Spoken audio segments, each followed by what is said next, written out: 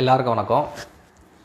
Love break-up, அதுக்கப்புறம் வந்து marriage, அந்த மேரேஜ் விட்டுட்டு இப்போ வந்து இன்னொரு மேரேஜ் அந்த மாதிரி போயிட்டுருக்கிற இந்த காலத்தில் ஒரு சில பசங்களுக்கு வந்து பார்க்குறப்போ அந்த பொண்ணுங்கக்கிட்ட பேசுகிறதே வந்து ரொம்ப ஒரு கூச்ச சுபாவமாக இருக்கும்.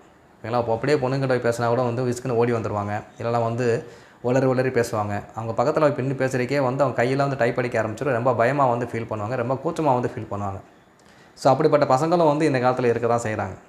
ஸோ இதை வந்து ஜாதகத்தில் வந்து ரீதியாக பார்க்குறப்போ யாருடைய ஜாதகத்தில் வந்து 12ல் குரு இருந்தாலும் சரி, லக்னத்தில் குரு இருந்தாலும் சரி, ஓகேங்களா? இந்த இந்த மாதிரியான ஒரு பிளேஸ்மெண்ட்டில் வந்து குரு இருக்கிறப்போ பசங்களுக்கு வந்து இந்த பொண்ணுங்கக்கிட்ட பேசுகிறதே வந்து பெரிய ஒரு விஷயமா இருக்கும். ரொம்ப கூச்சமாக இருப்பாங்க. பொண்ணுங்களை கண்டாவே வந்து மோஸ்ட்லி அவாய்ட் பண்ணிடுவாங்க.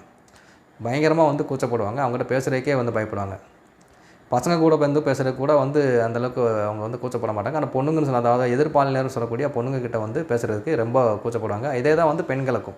ஸோ பெண்களுடைய ஜாதகத்துலேயும் வந்து 12ல் குரு இருந்தாலும் சரி, லக்னத்தில் குரு இருந்தாலும் சரி, பசங்ககிட்ட பேசுகிறதுக்கு வந்து ரொம்ப வந்து கூச்சப்படுவாங்க, ரொம்ப வெட்கப்படுவாங்க. இந்த மாதிரி இது சுச்சுவேஷன் இருக்கும். இதனாலேயே வந்து பார்க்குறப்போ ஒரு இன்டர்வியூக்குலாம் போகிறாங்கன்னு வச்சுக்கோங்களேன்.